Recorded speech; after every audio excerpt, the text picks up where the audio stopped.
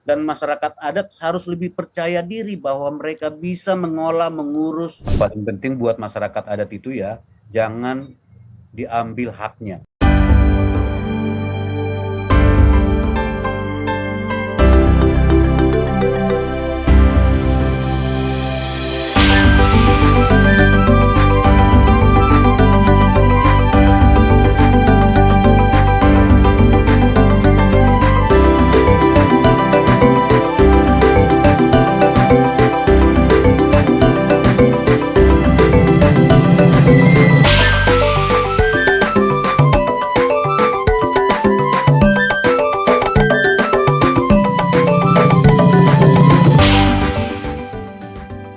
Selamat datang teman-teman dimanapun Anda berada. Bersama saya Putri Nere dalam Tribun Corner episode perdana. Yang kali ini akan menilik sejarah dan juga kisah perjuangan masyarakat adat. Oke, seperti ungkapan kacang lupa kulit, siapa sebenarnya kulit yang tidak boleh kita lupakan ini ya. Masyarakat adat merupakan cikal bakal Indonesia. Masyarakat adat adalah subjek yang konsisten, mereka yang membentuk Indonesia dan ada bersama Indonesia dari zaman berjuang merdeka hingga detik ini. Mereka juga yang merawat ibu bumi agar tetap lestari. Langsung saja kita cari tahu pendapat dari sumbernya langsung. Dan saat ini kita sudah tersambung dengan Bu Sandra Moniaga selaku Komnas HAM RI. Oke, saya akan langsung ke pertanyaan yang pertama ya Ibu ya. Menurut Ibu Sandra, sebagai sosok yang bersinggungan langsung dan menjadi saksi perjuangan masyarakat adat, situasi apa yang melatar belakangi tujuan perjuangan masyarakat adat, Ibu? Terima kasih Putri Nere.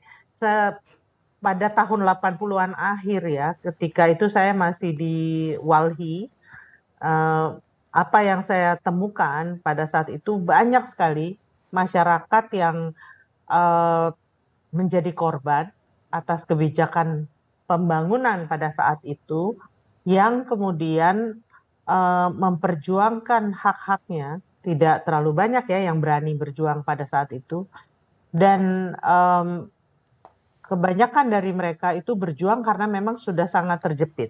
Jadi tanahnya diklaim secara sepihak oleh negara, diberikan kepada perusahaan HPH, hak pengusahaan hutan pada saat itu, atau ke perusahaan tambang pada saat itu. Ada juga perusahaan-perusahaan tambang minyak. Tapi yang banyak memang adalah perusahaan-perusahaan yang melakukan penebangan hutan secara besar-besaran dan juga perusahaan-perusahaan perkebunan banyaknya pada saat itu. Ada juga yang karena dikembangkan untuk objek wisata kayak di Bali segala ya. Artinya apa? Perjuangan masyarakat pada saat itu didasarkan pada keterjepitan mereka, tidak adanya ruang gerak mereka untuk bisa tetap bertahan hidup sebagai masyarakat. Dan saat itu mereka tidak menyebut diri masyarakat adat. Saat itu mereka hanya menyebut bahwa ini tanah adat, ini kampung kami, ini tanah dari leluhur kami, ini kami sudah dapatin dari nenek moyang kami sudah urus tanah ini sejak zaman Indonesia belum merdeka. Nah, dari situlah kemudian ada benang merah dari ujung Aceh sampai ke Papua, dari Sulawesi Utara sampai ke NTT, bahwa kondisi masyarakat pada saat itu banyak sekali yang terjepit dan sebagian besar mereka adalah masyarakat adat. Jadi kondisi pada saat itu memang membuat mereka terjepit sehingga mereka memperjuangkan bagaimana agar hak mereka diakui. Nah, untuk bisa diakui adalah bagaimana keberadaan mereka diakui. Demikian Putri Nere. Oke. Mudah-mudahan cukup jelas. Iya, baik Ibu Sandra, ini merupakan menjadi sebuah informasi baru yang sebelumnya kita tidak mengetahui Ibu ya tentang perjuangan teman-teman masyarakat adat. Dan dengan ini semoga kita bisa lebih mengenal mengenai kehidupan teman-teman masyarakat adat. Oke, saat ini Ibu Sandra sendiri menjabat sebagai Komisioner Hak Asasi Manusia yang memiliki kewajiban untuk mendorong negara supaya siapa saja warga negara Indonesia memiliki hak yang sama tanpa memandang latar belakang apapun. Kewajiban ini memang tidak akan kunjung selesai karena tantangan untuk melawan ketidakpatuhan norma, moral, etika, dan hukum ini akan ada terus di setiap negara ya Ibu ya. Nah, melihat kondisi seperti ini, lalu apa yang bisa dilakukan masyarakat adat agar tetap eksis dan tetap menjadi subjek yang konsisten supaya teman-teman masyarakat adat ini tidak kendor semangatnya Ibu untuk memperjuangkan hak mereka. Silakan Ibu. Pertama saya koreksi dulu ya, saya adalah anggota atau sering disebut komisioner dari Komisi Nasional Hak Asasi Manusia atau Komnas HAM. Saya bukan anggota hak asasi manusia atau komisioner hak asasi manusia, tapi anggota dari Komnas HAM atau Baik. Komisi Nasional Hak Asasi Manusia. Ya, Indonesia secara formal eksplisit menyatakan mengakui hak asasi manusia dan menyatakan bahwa Indonesia memang harus menghormati, melindungi, dan memajukan HAM itu di tahun 97 dengan penetapan TAP MPR, ya TAP MPR nomor 17 tahun 1997, kemudian ditindaklanjuti dengan Undang-Undang HAM, Undang-Undang nomor 39 tahun 99, tapi yang lebih penting pada saat amandemen konstitusi, prinsip-prinsip HAM kemudian juga masuk ke dalam pasal-pasal dari Undang-Undang Dasar 45 di tahun 2000. Nah, apa artinya? Artinya setiap orang hak asasinya diakui, dihormati, dan harus dilindungi. Nah, bagaimana dengan masyarakat adat? Masyarakat hukum adat ini adalah subjek hukum sendiri. Jadi selain sebagai warga yang punya hak yang sama dengan yang lain, masyarakat hukum adat adalah satu subjek hukum di dalam baik di konstitusi kita maupun peraturan perundangan kita yang memiliki hak-hak khusus. Apa itu hak khusus mereka? Hak khusus dari masyarakat hukum adat yang paling utama itu adalah hak atas wilayah adatnya. Kemudian hak juga untuk mereka melestarikan kebudayaan mereka. Hak mereka untuk melestarikan bahasa mereka dan sebagainya. Nah, ini yang kemudian berimplikasi bahwa negara harus secara komprehensif mengembangkan kebijakan-kebijakan yang betul menghormati, melindungi, dan memajukan hak dari masyarakat adat. Nah, kalau ditanya apa yang bisa dilakukan masyarakat adat, yang harus kita lakukan adalah satu perjuangan secara damai. Jadi masyarakat adat harus ikut terlibat dalam proses pembaruan hukum. Jadi bagaimana peraturan perundangan yang belum memadai itu harus kita perbaiki agar dia sesuai dengan prinsip-prinsip yang ada dalam konstitusi maupun di dalam undang-undang lainnya. Ya, yang kedua, bagaimana masyarakat adat paham haknya dan kemudian menjalankan haknya dengan baik.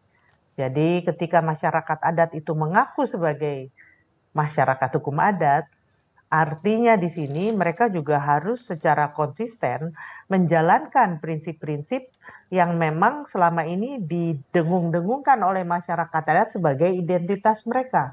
Misalnya soal bahasa, misalnya soal tradisi mengelola alam, misalnya juga soal prinsip penghormatan antar generasi, dan lain-lain. Jadi ini kan memang hal-hal yang sering diperjuangkan masyarakat adat yang mestinya dijalankan secara konsisten. Hal lain adalah masyarakat adat juga harus berusaha dengan baik itu merawat lingkungan. Karena dalam gerakan masyarakat adat sedunia, isu bahwa masyarakat adat memiliki peran kunci dalam melestarikan lingkungan itu selalu didengungkan. Jadi kadang-kadang saya sering bilang ke Pak Abdon, ke Ibu Ruka bahwa kalau mereka merusak lingkungan, menurut saya ada hal yang harus dicek lagi nih. Benar nggak ini masih masyarakat adat? Jangan-jangan adatnya memang sudah luntur, mungkin juga mereka memang sudah nggak mau jadi masyarakat adat dan sebagainya. Jadi itu intinya yang saya bayangkan bisa dilakukan. Nah, negara harus hadir dan menghormati, melindungi hak-hak dari masyarakat adat tersebut. Oke. Demikian Putri Ya, Nere. kemudian Ibu Sandra, apakah ada payung hukum yang dapat menjadi tumpuan bagi teman-teman masyarakat adat dalam memperjuangkan hak-hak mereka, Ibu? Dari secara apa ya, kalau dalam konstitusi kita atau undang-undang dasar kita itu sudah ada pasal 18B ayat 2, kemudian juga ada di pasal 28 ya tentang HAM. Namun itu memang nggak memadai. Saat ini peraturan tentang masyarakat adat tersebar di berbagai peraturan perundangan dan pada umumnya memang tidak konsisten satu sama lain dan kurang lengkap. Karena itu memang Indonesia butuh satu undang-undang yang komprehensif, yang mengakui, menghormati, melindungi hak masyarakat adat, tapi betul-betul komprehensif dan didasarkan pada prinsip hak asasi manusia ya. Jadi di sini harus jelas siapa itu masyarakat adat dan harus jelas juga dengan konteks Indonesia di mana siapa itu masyarakat hukum adat itu telah kita kenal secara bersama baik melalui aman maupun juga lewat berbagai forum lainnya, tapi clear bahwa masyarakat hukum adat adalah rakyat.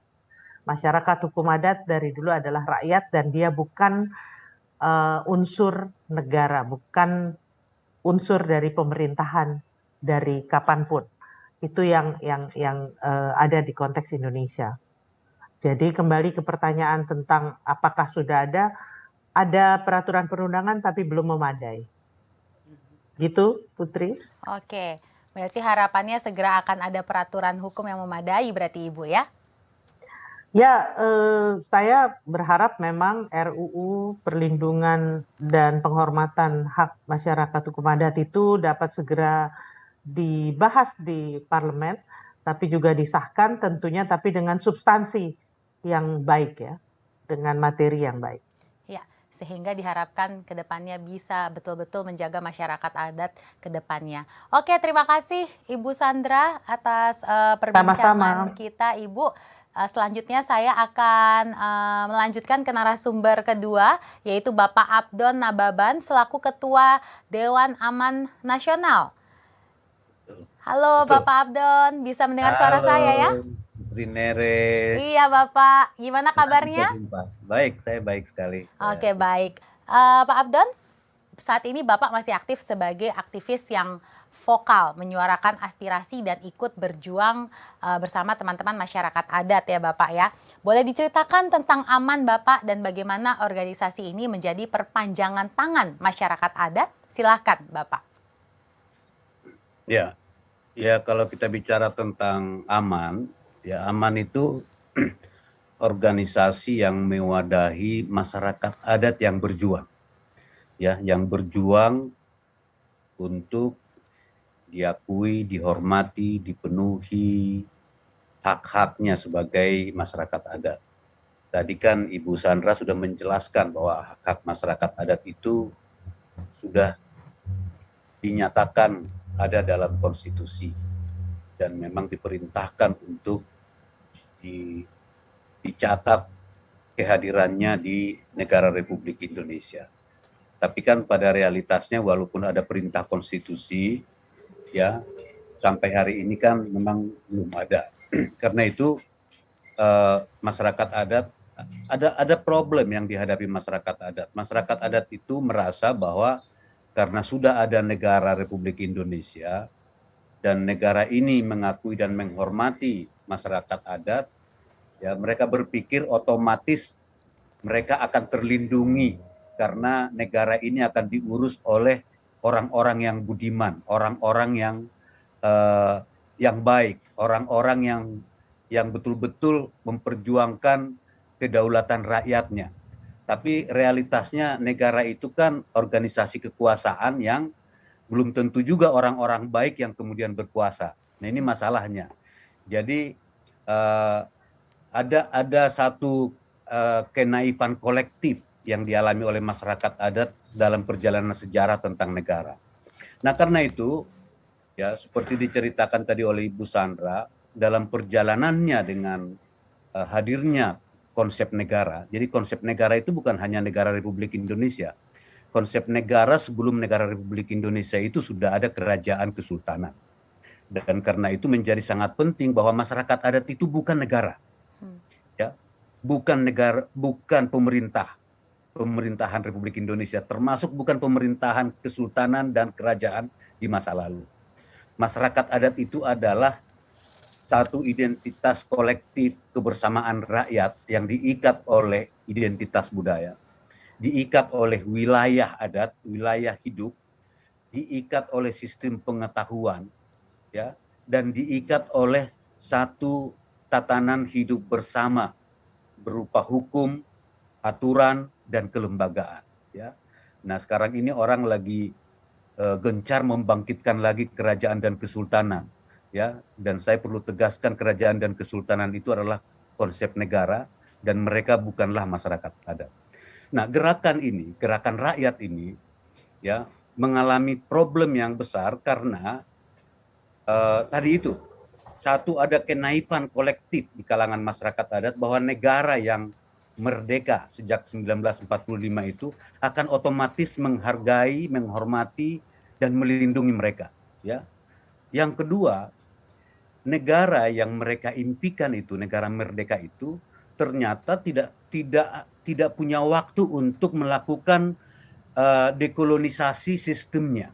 Ya, jadi ketika kita merdeka, maka sistem yang berlaku di negara Republik Indonesia itu adalah sistem-sistem kolonial. Jadi kita belum melakukan dekolonisasi yang sehingga rakyat Indonesia yang tadinya merasa terjajah di masa penjajahan kolonial akan bisa merdeka dan terbebaskan dari kolonialisme itu. Ternyata itu tidak terjadi karena kolonialisme itu ternyata berlanjut, ya, dari yang tadinya dilakukan oleh orang-orang Eropa, dalam hal ini pemerintah kolonial Belanda, berpindah dengan bangsa Indonesia, tapi dengan sistem kolonialistik yang masih hidup di dalam sistem negara kita. Nah, karena itu yang dilakukan oleh masyarakat adat adalah pertama, dia harus menghadirkan dirinya, menyatakan dirinya ada. Kalau di dalam konteks Kongres ke-6 di Jayapura ini, kita sebut Kitorang ada. Yes. Ya. Jadi ini ada hubungannya dengan Kitorang ada yang akan kita gaungkan nanti di Jayapura. Kitorang ada. Harus masyarakat adat harus menyatakan dirinya eksis. Caranya seperti apa? Mengorganisir diri. Ya. Jadi masyarakat adat itu sudah lama berjuang, tadi diceritakan oleh Kakak Sandra, ya. Tapi berjuang sendiri-sendiri sehingga perjuangannya tidak kelihatan. Ya. Negara merasa atau nggak punya mata untuk melihat yang kecil-kecil. Ya. Negara itu kan matanya pemerintah. Ya. Sebagai penyelenggara harus melihat sesuatu yang besar. Jadi aman itu adalah wadah bagi masyarakat adat yang tadinya kerja sendiri-sendiri di seluruh pelosok Nusantara, memperjuangkan berbagai haknya, ya, mengorganisir diri di dalam satu organisasi namanya Aliansi Masyarakat Adat Nusantara. Ya. Jadi supaya kelihatan, visible, terlihat, dan besar, karena kenyataannya besar. Ya. Puluhan juta orang masih mengaku diri sebagai masyarakat adat. Ya. Oke, iya. Kira-kira betul. begitu ya, supaya kelihatan dan berjuang bersama-sama. Kira-kira Ibu Kakak Putri Nere begitu. Oke, siap. Kayaknya saya juga akan izin memanggil dengan Bang Abdon ya. Lebih Boleh. enak kayaknya saya manggil Bang. Oke, selanjutnya Bang Abdon. Ini kan pasti sudah mengalami pasang surut perjalanan organisasi aman ya dari tahun 99 hingga saat ini. Saat itu terobosan apa yang Bang Abdon lakukan agar negara ini tahu eksistensi masyarakat adat dan juga mengakui hak mereka? Capaian apa yang Bang Abdon bersama masyarakat adat raih saat itu, Bang? Nah, ya, capaian yang pertama adalah melakukan penyadaran. Jadi menyadarkan masyarakat adat yang tadinya naif, ya, kenaifan kolektif itu menyatakan tidak bisa naif-naif begitu. Ya, ini negara, organisasi politik. Jadi masyarakat adat harus mengorganisir diri di dalam arena ini supaya orang-orang baiklah yang mengurus negara, bukan para bandit, bukan para para perampas, ya kira-kira begitu. Nah, jadi yang kita lakukan itu adalah memang mengorganisir Aman sebagai organisasi yang besar, ya, karena memang populasinya besar dan karena itu sekarang Aman itu menjadi organisasi masyarakat adat terbesar di dunia. Ya, jadi kalau dianggap itu capaian yang pertama. Capaian yang kedua adalah masyarakat adat itu kita dorong, kita bantu, kita fasilitasi supaya mereka menunjukkan dirinya ada. Alatnya adalah pemetaan partisipatif wilayah adat. Dan sampai hari ini gerakan masyarakat adat yang dimotori oleh Aman bersama teman-temannya di NGO sudah memetakan wilayah adat 20,7 juta hektar, ya, dari perkiraan 84 juta. Ya. Artinya menghadirkan masyarakat adat ini di atas kertas, bisa masuk di laptop, bisa masuk di komputer, bisa dilihat di Google Earth, ya, eksis di dunia nyata dan di dunia dunia cyber. Cyber, ya. Ya, hadir. Itu yang kedua. Yang ketiga, ya, capaiannya itu adalah, ya, membuat semakin banyak orang bicara tentang masyarakat adat. Karena dulu ketika masa Orde Baru, kalau bicara masyarakat adat, kita dianggap semuanya separatis, anti NKRI, anti pembangunan, bahkan di beberapa tempat disebut komunis, PKI. Ya. Nah, selama 20 tahun, kalau dianggap ini satu capaian adalah sekarang semua orang bisa bicara tentang masyarakat adat dengan bebas. Dan banyak pejabat berpidato tentang masyarakat adat. Bahkan Presiden Jokowi waktu masih calon presiden, ya, memasukkan 6 janji komitmen untuk masyarakat adat untuk diperjuangkan. Ya. Walaupun pada kenyataannya hasilnya kecil, tapi itu adalah pencapaian. Ya. Dan ada bupati seperti Bupati Matius Owoitau di Jayapura, ya, yang kemudian tidak merasa takut bicara masyarakat adat dan bahkan memperjuangkannya sebagai seorang bupati. Itu adalah capaian gerakan masyarakat adat 20 tahun. Ya. Bahwa itu belum cukup, tapi paling tidak itu adalah inspirasi. Ya, betul. Ya. Betul. Dan kongres nanti inspirasi dari Jayapura itu, ya, kita akan gunakan untuk menginspirasi seluruh Papua, menginspirasi seluruh Nusantara, dan saya yakin juga akan menginspirasi gerakan masyarakat adat di seluruh dunia. Yes, begitu. Saya setuju Bang Abdon. Jadi memang gerakan masyarakat adat ini harus terus digaungkan, tidak hanya pada kongres nanti, tapi seterusnya ya. Jadi seluruh dunia tahu mengenai masyarakat adat ini. Wah, luar biasa sekali Bang Abdon. Namun tentunya masih banyak ya memang yang harus diperjuangkan terkait hak-hak teman-teman masyarakat adat sendiri. Oke, Bang Abdon. Kita bisa melihat juga ya bahwa pada tahun 80-an saat itu mungkin negara tidak mengenal yang namanya masyarakat adat begitu.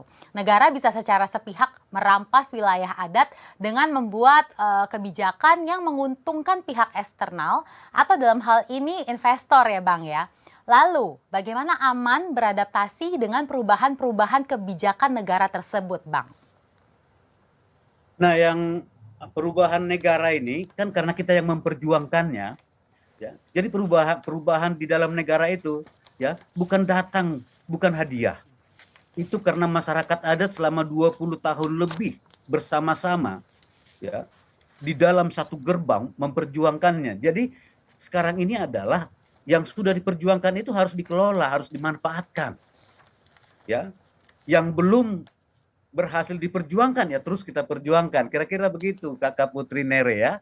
Nah sekarang ya di Papua ada Otsus, ya, dan intisari dari Otsus itu adalah penghormatan, pemenuhan hak-hak masyarakat adat. Itu inti Otsus, bukan dana Otsus. Inti Otsus itu, inti Otsus itu adalah mengembalikan kedaulatan rakyat Papua yang secara kolektif diurus oleh masyarakat adat dan secara terminologi dikenal sebagai orang asli Papua, ya, dikembalikan hak-haknya lewat Otsus. Ya, nah sekarang ini Otsusnya kan dikerdilkan menjadi urusan dana otsus. Ini bahaya. Tidak. Kalau kita baca otsus itu, ya, kekhususan Papua justru di masyarakat adat. Tapi ya, otsus pertama kita sebut gagal karena hak-hak masyarakat adat itu justru tidak menjadi agenda penting selama otsus pertama. Nah, kenapa Kongres Masyarakat Adat Nusantara yang ke-6 di Jayapura menjadi sangat penting? Karena kita pun akan mengatakan ke pemerintah Republik Indonesia, kalau otsus Papua Jilid 2 ini gagal, maka selesailah.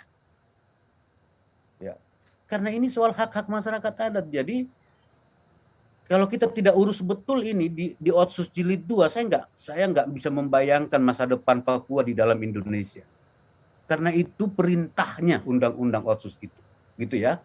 Jadi Putri Nere, peluang-peluang ini, ya, perbaikan-perbaikan ini harus dikelola oleh masyarakat adat.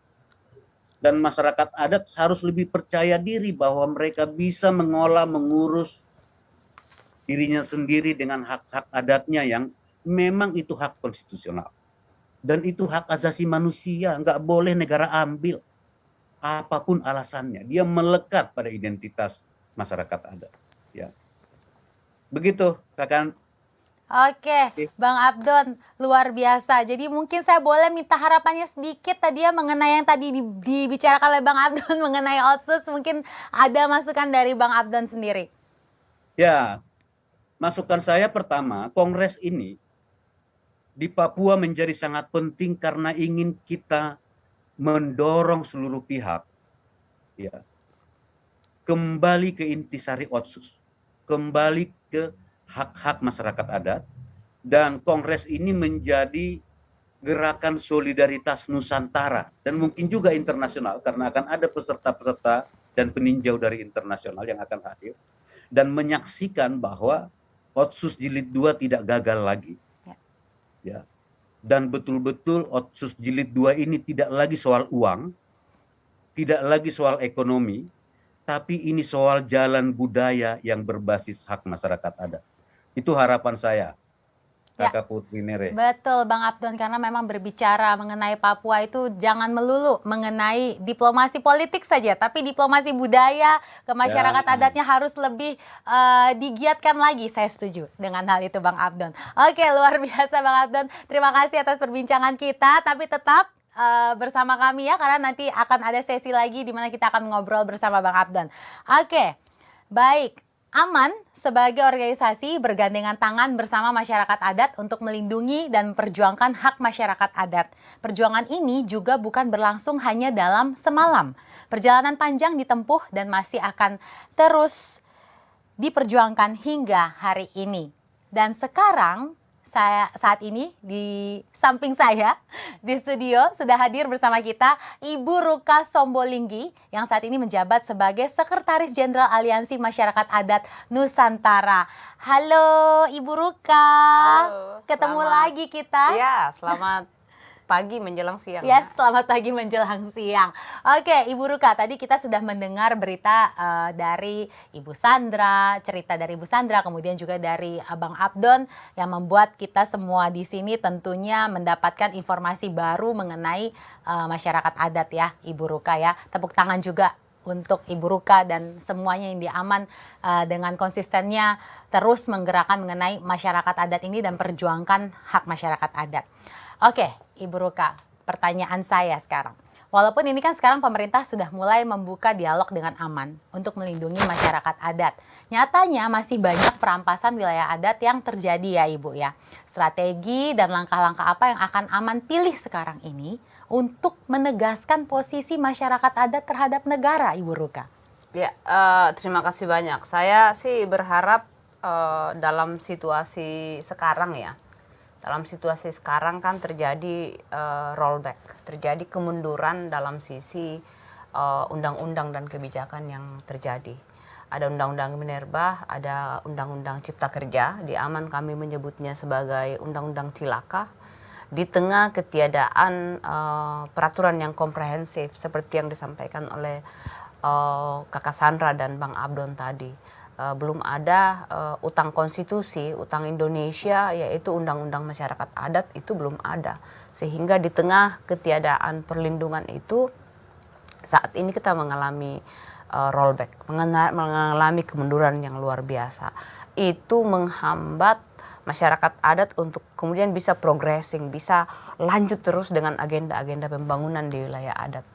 Yang terjadi kemudian masih banyak tumbukan di sana sini, ya masih banyak pertentangan antara komunitas masyarakat adat dengan negara. Karena apa? Tadi itu tidak ada undang-undangnya, tapi undang-undang baru yang sangat agresif di wilayah-wilayah adat, merampas wilayah adat, dan bahkan gitu menghilangkan beberapa perlindungan yang tadi disebutkan oleh Kakak Sandra ada di dalam berbagai undang-undang, itu justru kemudian dihilangkan dan menjadi karpet merah untuk merampas masih yang tersisa dan dilindungi oleh masyarakat adat. Sehingga memang perjuangan untuk memperjuangkan undang-undang masyarakat adat itu masih menjadi salah satu misi utama dari masyarakat adat dan khususnya yang bergabung di AMAN saat ini.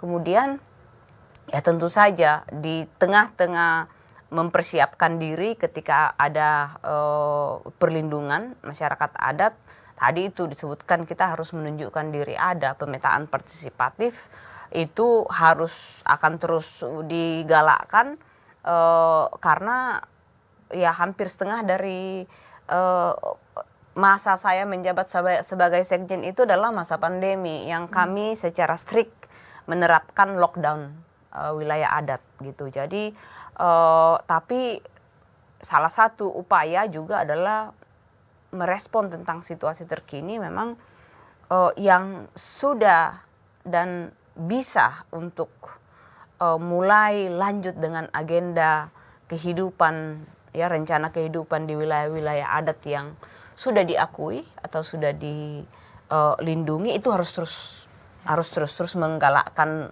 penguatan pangan, kedaulatan pangan dan ekonomi. Jadi sistem pertahanan di kampung-kampung di wilayah adat bukan hanya dari dulu kan biasanya menahannya itu dengan pasukan-pasukan yang berjaga, tapi kali ini kita mencoba menahan dengan kalau terjadi kelaparan kita nggak akan lapar gitu.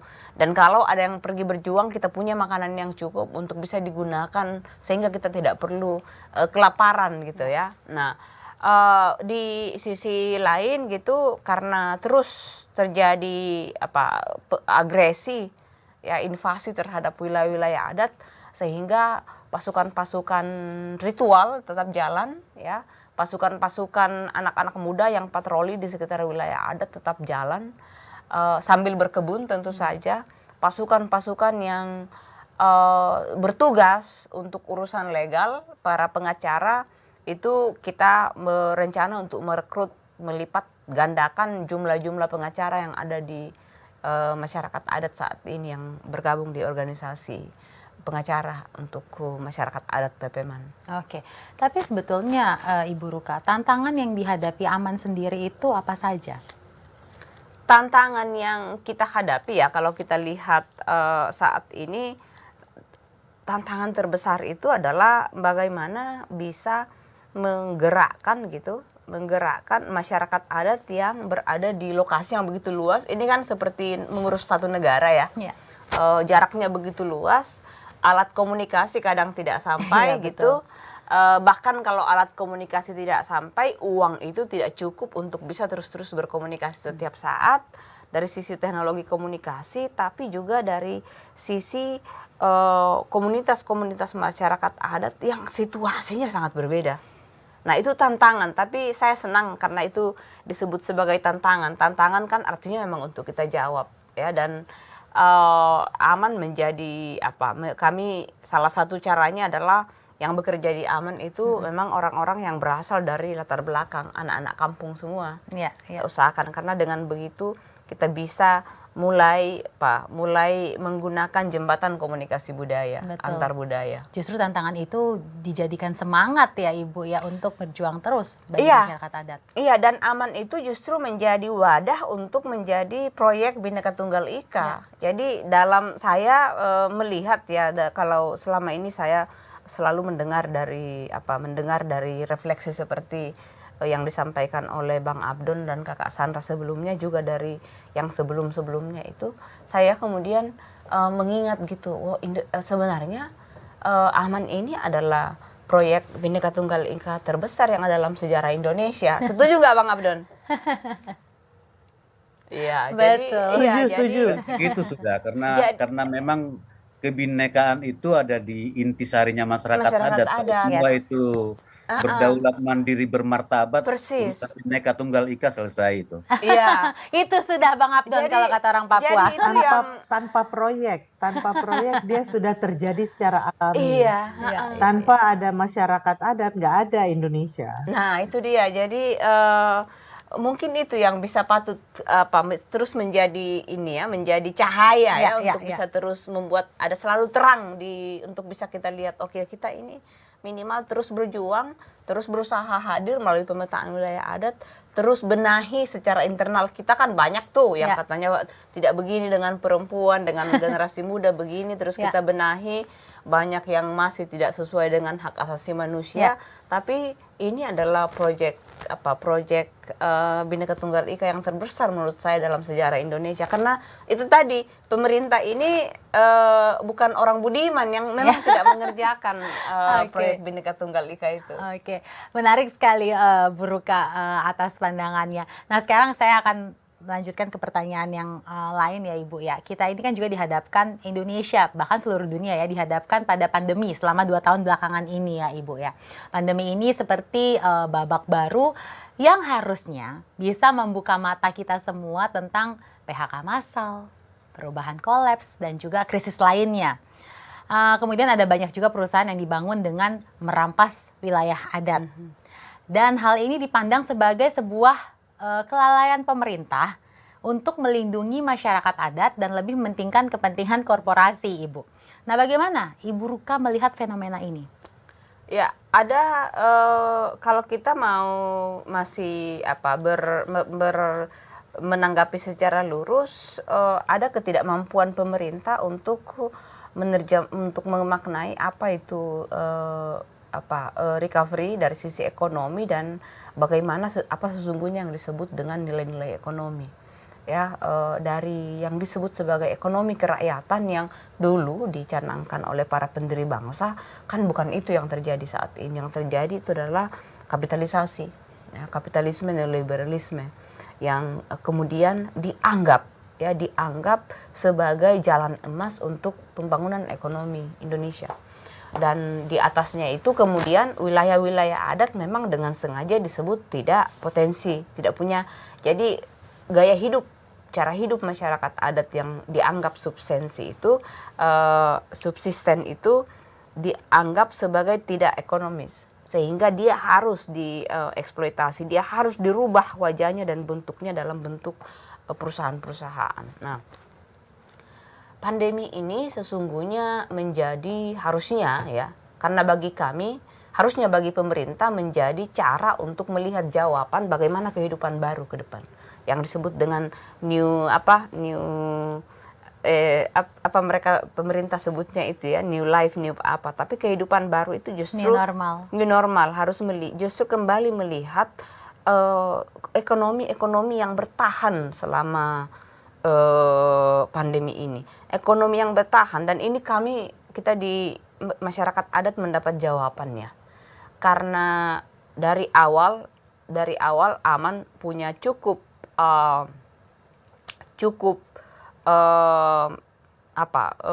infrastruktur untuk bisa memastikan lockdown wilayah adat.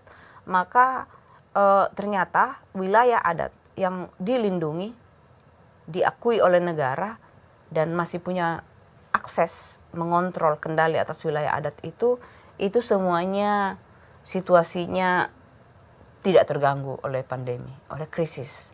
Nah, tapi wilayah-wilayah adat yang sudah diambil oleh perusahaan, yang sudah menjadi tambang, bahkan masyarakat adat yang sudah menjadi petani kelapa sawit, sudah menjadi buruh, atau wilayah-wilayah adat yang sudah menjadi semi perkotaan di mana orang hidup dari menjadi pekerja informal, itu semua tidak aman. Dari satu sisi aja, pangan aja mereka bahkan harus dibantu. Nah, ini yang menurut saya terus terjadi. Selama ini kita dapat jawabannya bahwa yang kita perjuangkan itu baik dan benar, dan mestinya pemerintah harus, kalau mau bertahan ya, ekonominya makin kuat, justru harus melihat sistem ekonomi seperti ini dan justru tidak mengambil kesempatan dengan semakin banyak justru berikan izin-izin di wilayah adat untuk perusahaan-perusahaan yang sebenarnya pencuri-pencuri semua itu. Oke, jadi menurut Ibu ya jangan berikan izin begitu ya? Sebenarnya bukan jangan berikan izin gitu ya, tapi tanpa kepastian hukum bagi Oke. masyarakat adat, maka izin itu biasanya pastinya akan merampas, Ya. tidak akan baik gitu loh buat semua. Oke, berarti memang harus ada peraturan payung hukum yang memang membatasi. Jadi yang biasanya kami sampaikan itu adalah, tapi itu saja kemampuan untuk mendengar dan kemudian memahami. Kadang-kadang ini kan yang kita bingung ya, dengan kita punya negara ini. Kami selalu mengatakan bahwa kepastian hukum masyarakat adat itu adalah kepastian bisnis. Itu kuncinya. Karena bisnis itu tanpa kepastian hukum masyarakat adat pasti gagal, terlalu mahal juga. Karena harus sewa sana sini, bayar ini, bayar itu, jadi tidak menguntungkan. Tidak menguntungkan dan terlalu semakin membuat korupsi makin mencengkeram dan menggerogoti negeri ini. Jadi kunci dari Indonesia itu adalah kepastian hak masyarakat adat. Ya, kepastian hak masyarakat adat itu harus betul segera diperhatikan oleh negara. Ya. Berarti begitu ya Ibu Ruka ya. Oke, Ibu Ruka, kita akan masuk ke segmen selanjutnya ya ini ya. Kita akan masuk ke polemik masyarakat adat dan kita akan berdiskusi bersama ketiga narasumber kita, yaitu ada Ibu Sandra, Bang Abdon dan juga Ibu Ruka ya. Oke, nah sebenarnya pembahasan mengenai land grabbing ini memang topik yang sampai saat ini tidak pernah ada kemajuannya. Kalau bisa dibilang seperti benang kusut. Pembangunan yang mengeksploitasi bumi sangat merugikan negara dan tentunya masyarakat adat. Bumi berangsur-angsur semakin gersang, menjadikan masyarakat adat tidak bisa berdaulat sebagaimana mestinya. Kita pasti sudah mendengar adanya penerbitan UU Minerba dan juga UU Cilaka. Iya, Undang-Undang Cilaka.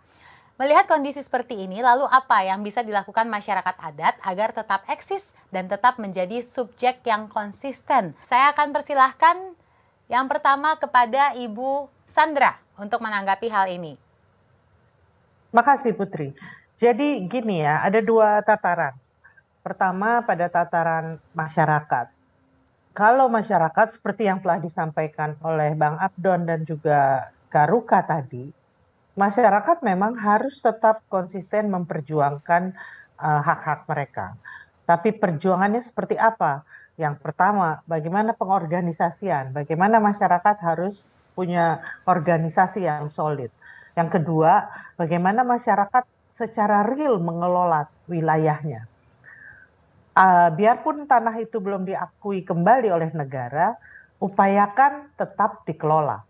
Nah, bagaimana mengelola dengan baik? Nah, ini situasinya beragam ya, dari satu tempat ke tempat lain ya, Bang Abdon, Kak Ruka. Tapi intinya jangan sampai pengetahuan masyarakat atas wilayahnya itu hilang. Bagaimana itu bisa tetap dirawat? Mari dicoba dengan kondisi apapun yang mereka miliki. Nah, tapi pada saat yang sama dukungan dari Aman, dukungan dari kawan-kawan BRWA, dari JKPP, dari kawan-kawan yang membantu melakukan pemetaan itu harus tetap ada, bahkan harus diperkuat, dan juga dukungan dari kalangan masyarakat sipil yang lain, dari kalangan pembela hukum, mereka belajar hukum, bagaimana mereka juga memperjuangkan semuanya lewat mekanisme hukum yang yang tersedia. Nah, tapi pada saat yang sama negara, ini saya ingin menegaskan ya karena Putri pakai istilah land grabbing. Jadi dari hasil inkuiri nasional yang dilakukan oleh Komnas HAM bersama Komnas Perempuan, bersama Aman, dan juga pada saat itu Korsup KPK ya, kemudian ada kemitraan, JKPP, Huma, Samdana, dan banyak lembaga, itu menemukan bahwa memang ada persoalan serius dengan hak-hak masyarakat adat ketika pemerintah Orde Baru pada tahun 60 70-an itu, akhir 60-an awal 70-an, itu melakukan klaim sepihak. Melakukan satu klaim sepihak menyatakan kawasan hutan dan kemudian menjalankannya sebagai hutan negara. Dan dari hasil survei oleh Biro Pusat Statistik bersama Kementerian Kehutanan tahun 2007 saja ya, itu ada 33.000 desa ternyata yang ada di dalam kawasan hutan. Jadi bisa dibayangkan sejak akhir 60-an, awal 70-an sampai 2007. Itu jadi sekitar 35 tahun lebih ya, hampir 40 tahun. Ada begitu banyak kampung yang diklaim secara sepihak oleh negara sebagai kawasan hutan. Oke. Nah, bagaimana dengan ini? Ini yang harus dilakukan proses identifikasi, inventarisasi untuk ada proses pengembalian atau yang kita sebut restitusi hak. Nah, ini sudah menjadi komitmen dari Presiden Jokowi, juga dinyatakan oleh pemerintah, tapi prosesnya pelan sekali. Oke. Oke. Jadi ini yang kita harus melakukannya secara komprehensif. Nggak mungkin masyarakat terus berjuang, tapi dari negara tidak mau mengoreksi kesalahan di masa lalu. Oke, jadi semuanya harus bisa mengkoreksi ya Ibu ya, baik pemerintah dan juga tentunya masyarakat adat. Oke, Ibu Sandra, saya akan lanjut sekarang ke Bang Abdon. Silakan Bang Abdon. Ya, saya melanjutkan saja yang dari Ibu Sandra Moniaga ya, karena memang masalahnya di situ. Jadi kalau masyarakat adat kan sudah mengorganisir diri seperti saya ceritakan tadi, ya. Dan pemerintah juga sebenarnya ada perubahan-perubahan, tapi komunikasinya, kerjasamanya masih banyak macet, ya. Karena memang ada persoalan birokrasi yang sangat kaku, ya. Padahal kita perlu terobosan-terobosan cepat ini. Kalau tidak ada terobosan tadi, kriminalisasi akan terjadi terus, ya, penangkapan terhadap masyarakat adat yang bekerja di wilayah adatnya tapi sedang dikuasai oleh pihak lain jalan terus, ya. Ini akan menimbulkan biaya sosial dan ekologis yang luar biasa yang akan ditanggung oleh bangsa ini. Jadi memang yang sudah ada ini harus kita percepat. Nah, dari sisi tentu saja saya dari sisi masyarakat adat ya. Tadi masyarakat adat harus terus mengorganisir diri, harus terus eksis, ya. Yang kedua, harus terus melawan. Jadi tidak lagi naif seperti dulu, ya. Jadi harus lebih kritis masyarakat adat itu. Kalau ada yang tidak sesuai dengan kepentingan masyarakat adat dan tidak sesuai dengan hak masyarakat adat, mereka harus responsif, harus melakukan resistensi, ya. Itu yang kedua. Yang ketiga, masyarakat adat ini harus melakukan perbaikan ke dalam, ya, indigenisasi, ya. Jadi tadi selama 3 abad, hampir 3 abad proses industrialisasi masif dengan eksploitasi sumber daya alam ini, ya, dan juga pendidikan yang mencerabut kita dari akar budaya kita, maka masyarakat adat juga harus melakukan indigenisasi, mengembalikan kekuatan-kekuatan adat itu ke akarnya, dan dari sana kemudian baru membangun, merebut kemajuan dengan akar budaya, dengan adat yang kuat itu. Saya menyebutnya indigenisasi. Oke. Ya, baik. Yang keempat, yang Ya, terakhir oke. adalah sistemnya ini yang sekarang saya bilang ini masih kolonial, undang-undang kita masih undang-undang kolonial, ini harus segera direformasi cepat, ya. Karena kalau tidak, inilah respon sebenarnya negara untuk sama-sama dengan masyarakat adat memperbaiki bangsa ini supaya Trisakti Soekarno itu terjadi, ya. Berdaulat dalam politik, ya, berdikari dalam ekonomi, dan jati diri dalam budaya, bermartabat dalam budaya. Oke, baik. Silahkan Bu Ruka untuk melengkapi. Ya, tadi terus berjuang, negara juga perlu berubah karena gini, Kakak Putri, kalau melihat pekerjaan-pekerjaan, saya sangat setuju untuk terus didorong kita bekerja gitu, tetapi juga perlu dilihat realitasnya. Jadi tahun 2013 itu ada putusan MK 35 tadi yang disebutkan oleh Kakak Sandra untuk melihat bagaimana sebenarnya persoalan hak masyarakat adat atas hutan. Jadi Undang-Undang Kehutanan itu bilang bahwa hutan adat itu adalah hutan dalam wilayah adat yang milik masyarakat ini, hutan negara dalam wilayah adat. Lalu MK bilang itu tidak benar. Masyarakat adat yang benar, masyarakat adat ada punya hak atas wilayah dan sumber daya alamnya, maka kalau ada hutan di dalamnya itu adalah hutannya milik masyarakat adat, bukan hutan negara. Nah, itu memberi mandat yang tadi disebutkan oleh Kakak Sandra itu untuk mengembalikan wilayah-wilayah adat yang selama ini sudah diklaim sebagai hutan negara, kawasan hutan negara. Nah, yang terjadi kemudian adalah ini balik lagi tahun 2007 itu tadi Bang Abdon sudah bicara tentang bagaimana mengutus, memperkuat kader-kader aman. Sudah 2007 itu kita mulai dari pemilu 2009 kita itu sudah mulai ikut berpartisipasi di dalam arena-arena politik, memastikan yang terbaik dari sahabat-sahabat masyarakat adat, yang terbaik dari anak-anak adat dari wilayah adat itu membawa mandat dari masyarakat adat untuk membuat perubahan kebijakan, menciptakan dan merebut ruang. Mereka itulah yang kemudian waktu itu sejak 2010-2000 ini mulai bikin perda. Yang pemetaan tetap pemetaan. Nah, begitu keluar putusan MK 35, sebenarnya dipelintirkan lagi. MK 35 itu menyatakan bahwa persyaratan perda ya yang disebut dengan clear, jelas siapa subjek hukumnya itu harus ada. Tapi oleh KLHK ditambahkan menjadi clean.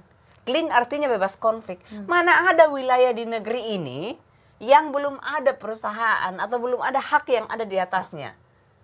Ya, jadi itu yang kemudian membuat situasinya menjadi hampir tidak mungkin bagi masyarakat adat untuk mendapatkan kembali wilayah-wilayah adat yang selama ini sudah disebut sebagai kawasan hutan negara kembali menjadi milik masyarakat adat dan kemudian bisa dikelola tadi mewujudkan berdaulat mandiri bermartabat. Yang menjadi persoalan kalau kita mau lihat secara jujur, kalau dulu kami tidak mulai mengutus masyarakat adat itu masuk di parlemen, menjadi bupati, menjadi gubernur, menjadi kepala desa, kami tidak melakukan pemetaan, maka sebenarnya persyaratan yang namanya perda dan wilayah adat saat ini itu nggak akan ada alat bagi pemerintah untuk mengakui yang disebut dengan hutan adat yang ada saat ini. Itu semua hasil kerja masyarakat adat. Ya. Dan pemerintahnya yang memang melambat sehingga ini tadi yang membuat tadi itu Pak Jokowi mestinya malu ke Jayapura kalau hanya bicara tentang peta di desa adat di Papua gitu, kampung adat di Papua dan hutan adat. Hutan adat nilainya Pak Jokowi untuk masyarakat adat dari masyarakat adat untuk nawacita. Jadi Jokowi dalam angka itu adalah 75.000 hektar. Bandingkan dengan jutaan, ratusan ribu hektar yang diserahkan kepada perusahaan dan juga diberikan hak kelola kepada masyarakat atas nama perhutanan sosial. Jadi kalau ada yang bertanya kenapa harus, tadi itu Bang Abden bilang nggak boleh naif. Kalau ada yang memang tidak sesuai, ya harus disampaikan. Jadi Oke. begitu kakak ini. Belum lagi undang-undang Cipta Kerja yang tadi saya sudah sampaikan dampaknya akan seperti apa. Oke, aduh ini memang kalau bicara mengenai masyarakat adat akan semakin seru karena kita jadi mengetahui makin lebih dalam lagi begitu ya Ibu Ruka ya. Semoga kita segera bisa menemukan titik terang ya Ibu ya tentang hal ini, Amin. karena di sini kita juga bersama-sama memperjuangkan hak-hak masyarakat adat tentunya. Oke, selanjutnya sekarang kita beralih kepada visi misi dan cita-cita aman yang menginginkan kemandirian masyarakat adat. Kemandirian ini menunjukkan keberdaulatan masyarakat adat. Mereka bisa mengelola SDA dengan bijaksana yang bisa menjaga keberlanjutan bumi. Tadi kan sempat kita singgung ya bahwa sekarang ini Indonesia sedang menghadapi pandemi COVID-19. Boleh diceritakan nggak Ibu Sandra, Bang Abdon dan juga Bu Ruka, bagaimana situasi dan keadaan pangan dan kesehatan masyarakat adat? Bagaimana resiliensi masyarakat adat dalam jangka panjang? Kembali saya persilahkan kepada Ibu Sandra. Terima kasih Putri. Saya rasa kalau yang paling tahu kondisi kesehatan masyarakat adat ya Kakak Ruka inilah sama Pak Abdon yang masih keliling-keliling terus. Karena kalau saya ini kan juga harus ikut menangani berbagai persoalan, tidak hanya masyarakat adat ya. Tapi dari beberapa interaksi, beberapa komunikasi yang terus terjalin dengan banyak masyarakat, saya sependapat dengan Kak Ruka bahwa masyarakat adat yang memang berdaulat atas wilayahnya saat ini itu ada dalam kondisi yang aman. Mereka punya wilayah hidup, mereka juga punya kontrol atas kehidupan dia. Dia boleh memilih dia mau makan sayur apa, dia mau tanam padi apa, atau dia mau rawat sagu misalnya, kalau di Papua ya, dia mau tanam hipere yang mana, jenis apa, itu mereka sepenuhnya yang menentukan. Mereka mau potong babi kah, mau potong ayam kah? Kalau sapi saya lihat mereka bilang terlalu besar Ibu. Lebih keras. Yang ada itu babi dan ayam saja, sama ikan-ikan tentu. Kalau yang di pantai ya, kalau yang masih punya juga wilayah pantainya yang bersih. Nah, saya menyaksikan sebagian orang rimba di Jambi yang tanahnya diberikan oleh pemerintahan Soeharto di tahun 80-an awal kepada perusahaan swasta untuk dikembangkan jadi perkebunan sawit. Dan sedih karena mereka itu hidup seperti apa kalau bahasa saya, seperti menggelandang di tanahnya sendiri. Dia harus mencari makanan, mengais-ngais sawitan dan sawit yang sudah jatuh, atau kadang-kadang berebut dengan masyarakat lain karena dia merasa itu tanah dia, ada yang tanam pohon di tanah dia, ya itu hak dia atas sawitnya misalnya. Tapi jadi sengketa terus gitu, hidup dalam ketakutan, hidup dalam kemarahan.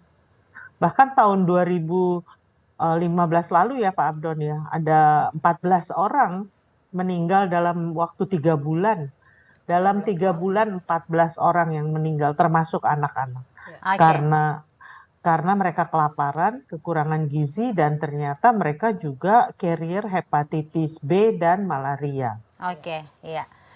Jadi bisa dibayangkan kondisinya sangat ekstrim antara satu dengan yang lain.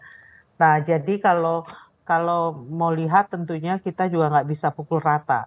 Kita harus bisa melihat mana yang saat ini hidup dalam wilayahnya dengan aman dan bisa mengelola dengan baik. Dan mereka yang berjuang hidup mati untuk makan besok aja atau untuk bisa tetap hidup aja juga susah. Bang Abdon, silakan. Ya, saya pikir ya kalau ya saya biasanya akan kalau lama di lapangan biasanya saya tambah gendut. Makanannya enak-enak. Betul. Karena enak dan bergizi. Jadi dan sehat. Itu sudah. Itu sudah. Jadi saya sangat percaya itu ya, dan saya termasuk yang sering jalan dan melihat bagaimana masyarakat adat itu kalau mereka punya kendali atas wilayah adatnya, ya mereka akan berkecukupan pangan, berkecukupan energi dan obat-obatan, ya karena mereka semua ada di wilayah adat mereka. Jadi saya ini juga menjadi penting dari Kongres Masyarakat Adat Nusantara yang ke-6 ini. Di samping meneguhkan keberagaman kita sebagai kekuatan bangsa ini, juga untuk menegaskan bahwa ketangguhan Indonesia di masa depan menghadapi berbagai krisis justru ada di tangan masyarakat adat.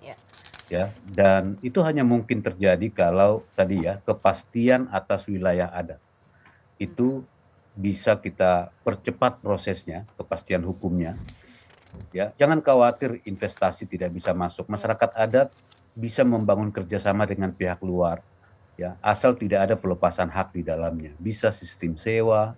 Di Bali terkenal dengan BOT, Build Over Transfer, ya, bisa bagi hasil, bagi untung, ya. Sekarang banyak sekali yang dikhawatirkan terhadap lahirnya undang-undang masyarakat adat karena ada para korporasi, para konglomerat ini khawatir tidak bisa lagi berusaha di wilayah adat. Itu menurut saya kekhawatiran yang berlebihan. Ya. Yang paling penting buat masyarakat adat itu ya jangan diambil haknya, bekerja sama oke, ya, dan termasuk menghadapi krisis pangan dan krisis energi dan krisis air yang sudah diprediksi akan datang dalam waktu dekat ini. Menurut saya pemerintah harus bersama-sama dengan masyarakat adat karena solusinya ada di wilayah adat, ya, dengan adat, ya tentunya. Oke, iya, oke. Sekarang saya memberikan giliran kepada Ibu Ruka. Ya, tadi yang disampaikan oleh Bang Abdon dan Kakak Sandra itu benar sekali ya, benar sekali. Jadi di awal pandemi itu kami di Aman itu sudah sadar betul bahwa ini barang baru dan di dalam sejarah dunia gitu, kalau ada pandemi ini sangat berbahaya bagi masyarakat adat. Karena biasanya gene pool-nya masih yang lebih homogen gitu, kemudian jauh dari jarak dan bahkan dalam beberapa sejarah itu beberapa masyarakat adat kemudian hampir punah karena pandemi. Nah itu juga termasuk di kampung saya. Itu yang membuat Aman di awal-awal itu bahkan sebelum pemerintah Indonesia menyatakan PSBB itu itu kita sudah namanya lockdown wilayah adat, karantina berbasis wilayah adat. Jadi di Aman kebetulan kita sudah punya yang namanya panduan tanggap darurat sejak dari dulu sudah dipakai tapi baru diresmikan, disahkan itu di 2018 dan langsung waktu itu tim-tim tanggap darurat yang bekerja. Yang pertama bekerja itu adalah memastikan menjaga supaya jalan keluar masuk karena ini kan barang dari luar. Pandemi ini kan virus dari kota. Jadi keluar masuk tidak boleh sembarangan. Tapi ada banyak sekali anak-anak di kota yang harus pulang ke kampung karena juga takut di kota. Orang tuanya tidak bisa menjamin kalau mereka tinggal di kota. Jadi dibawa pulang melalui sistem karantina. Waktu itu ramai-ramai. Bikin tenda untuk karantina dulu selama berapa minggu. Seminggu, 10 hari baru bisa masuk kampung. Ada yang tinggal di kebun, ada yang tinggal di hutan. Macam-macam caranya. Nah setelah melewati masa respon yang super darurat itu, masa respon darurat berikutnya adalah mengecek. Kira-kira ini barang kalau berlanjut pandemi ini kita selamat nggak ya berapa lama gitu. Bagaimana cara mengeceknya? Ketersediaan pangan. Jadi diperintahkan lagi tuh cek stok pangan berapa di kampung. Nah disitulah mulai terkuak jawabannya. Ternyata masyarakat adat yang masih tadi itu ada ekstrim memang ini tadi yang disebutkan oleh Kakak Sandra. Ekstrimnya itu bisa dikelompokkan. Jadi ekstrim pertama yang masyarakat adat yang masih berdaulat dilindungi gitu atas wilayah adatnya itu bahkan surplus makanannya berlebih ya, bahkan bisa sampai bertahun-tahun. Ada juga masyarakat adat yang meskipun wilayah adatnya itu masih utuh segala macam tapi pola produksinya itu sudah sangat erat dengan pasar. Kemudian juga praktek-praktek tradisi sosial budaya di masyarakat itu sangat tergantung pada makan bersama itu. Nah itu di kampung saya, seperti kampung saya itu. Makanan itu di dalam keluarga ternyata di dapur itu ternyata 60% itu dari pesta, dari upacara. Jadi begitu pandemi tidak boleh upacara adat langsung tidak berkurang, pada khawatir stok pangan sementara berapa bulan lagi akan ini. Nah, kemudian yang tadi itu yang sudah menjadi petani kelapa sawit, yang sudah menjadi buruh, yang sudah menjadi tadi itu yang tinggal di kota, itu semua terancam.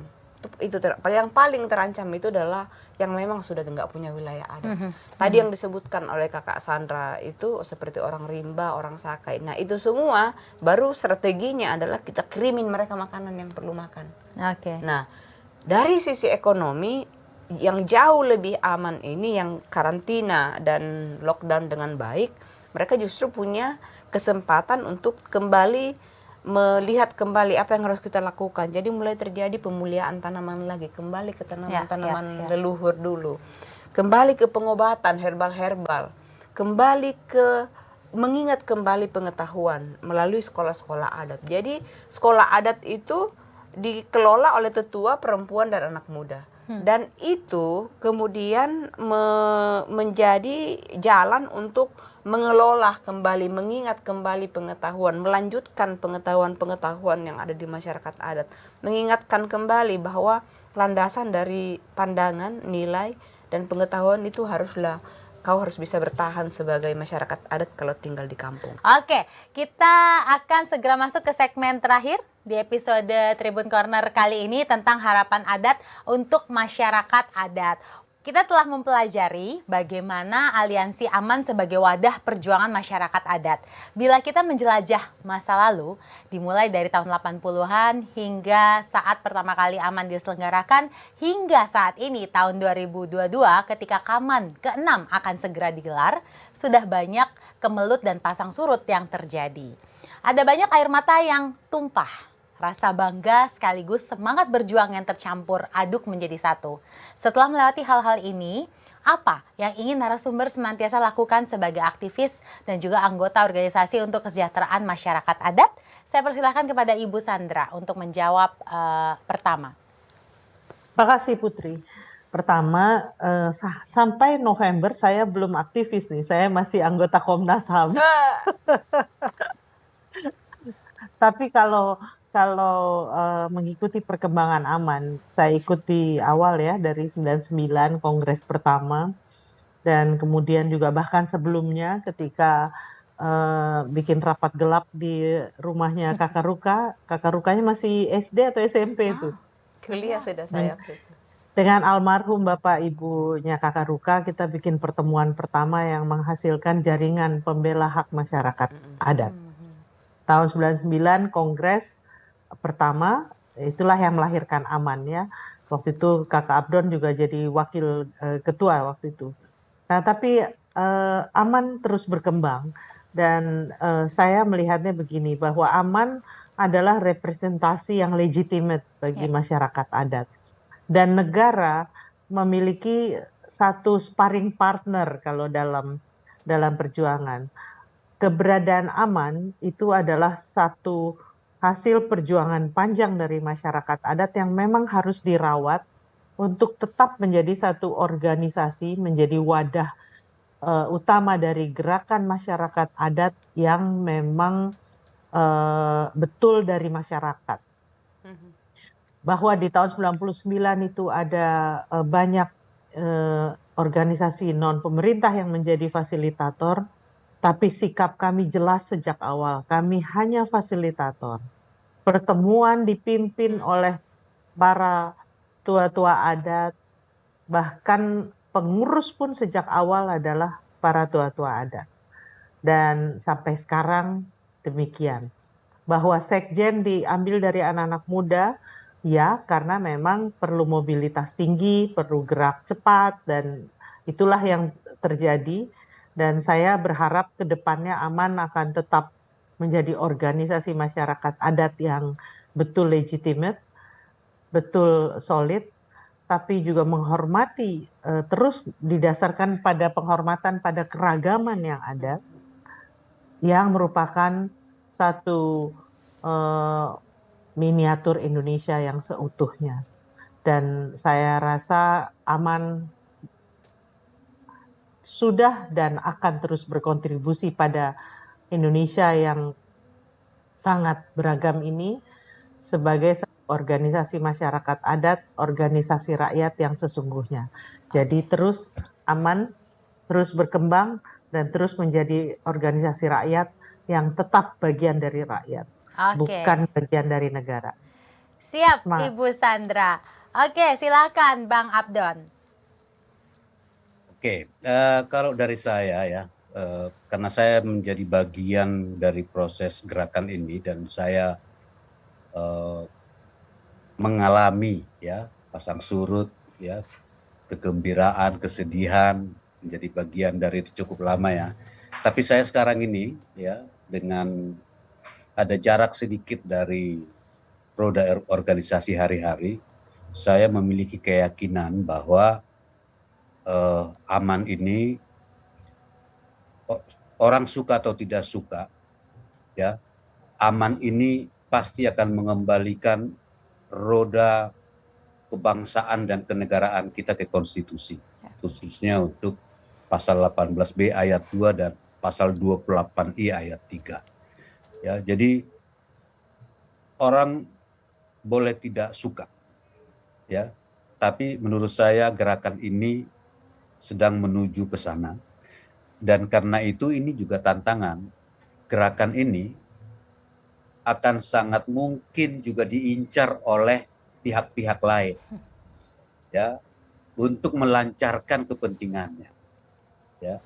Jadi pesan terakhir saya adalah ya, tetaplah menjadi gerakan rakyat ya, tetap menjadi bagian dari gerakan sosial bersama masyarakat-masyarakat yang tertindas lain ya. Dan saya yakin itulah cita-cita para pendiri bangsa untuk Indonesia, bukan yang lain. Siap, Bang Abdon. Sekarang Bu Ruka, silakan. Iya, ada banyak yang kalau dilihat dari awal ya, bahkan sebelum berdirinya Aman sampai hari ini, itu situasi dari masa ke masa itu kan dia bisa berubah cepat sekali. Dan kalau saya cukup bangga karena organisasi ini mampu merespon ya, mampu merespon, mampu menavigasi dirinya di tengah-tengah situasi yang tidak menentu, khususnya dalam 2 tahun terakhir. Di tengah-tengah tidak menentu selama ini karena terus-terus kita sudah 1 dekade memperjuangkan undang-undang masyarakat adat belum ada. Di tengah kadang ya, di tengah ketidakpastian hak gitu, mau menanam takut-takut gitu, atau mau makan, mau panen takut-takut karena itu katanya taman nasional, ini masih banyak sekali, atau kawasan lindung. Ada banyak gitu ya pekerjaan-pekerjaan yang masih harus dilanjutkan, berjuang harus lebih keras gitu dengan situasi seperti sekarang. Tapi kita sedang punya misi, punya beban, punya tanggung jawab besar karena saat ini tadi Bang Abdon bicara tentang bencana gitu. Saat ini kita sedang berada dalam situasi yang diterpa oleh krisis iklim. Yang bisa memberikan solusi itu adalah masyarakat adat yang katanya saat ini masih menjaga 80% keragaman hayati dan budaya. Ya. Yang ada di muka bumi ini yang menyelamatkan kita, dan itu harus terus kita jaga dan terus kita kembangkan. Kita harus terus merehabilitasi ibu bumi karena untuk bukan hanya tadi menyelamatkan diri sendiri tapi menyelamatkan seluruh umat manusia. Dan saya berharap, saya yakin ya organisasi ini dengan makin banyaknya anak-anak muda dan perempuan yang dinamis akan mampu menjalankan itu di kampung-kampung. Oke. Baik, ini masih ada pertanyaan terakhir untuk ketiga narasumber kita. Jadi, saya akan berikan kesempatan karena luar biasa sekali diskusi kita hari ini dan bisa membuka mata kita ya, dan bisa merasakan dan tergerak untuk bersama-sama mencapai mimpi Bhinneka Tunggal Ika ya, Ibu Ruka dan yang lainnya. Oke, singkat saja pertanyaan terakhir. Apa yang ingin narasumber sampaikan kepada seluruh masyarakat adat di Indonesia.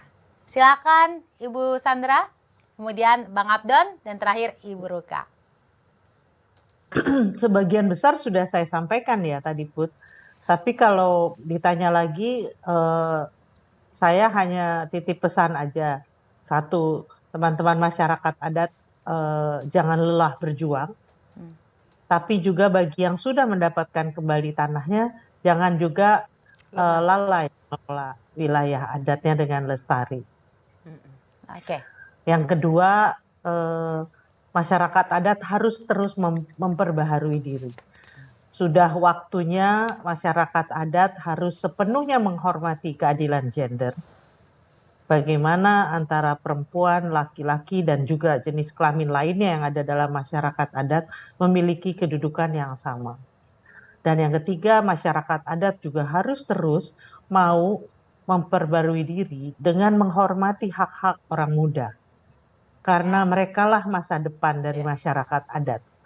Tidak mungkin adat ini akan lestari kalau anak-anak mudanya tidak tertarik lagi dengan adat. Ketika adat menjadi tidak kontekstual lagi, ketika adat dirasa tidak adil lagi, anak-anak muda perempuan itu akan pergi meninggalkan masyarakat adat. Dan masyarakat adat akan menjadi timpang. Dan yang terakhir, saya rasa masyarakat adat itu punya begitu banyak pengetahuan, begitu banyak kekayaan keanekaragaman hayati dan juga ekosistem. Dan saya percaya ini adalah modal besar bagi masyarakat adat itu sendiri, bagi bangsa, tapi juga bagi bumi kita. Ya.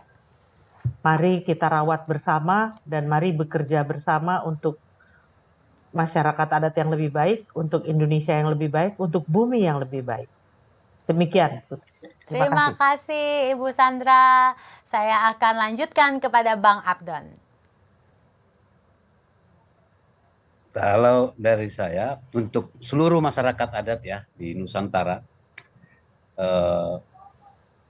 saya justru ingin masyarakat adat ini tetap berorganisasi.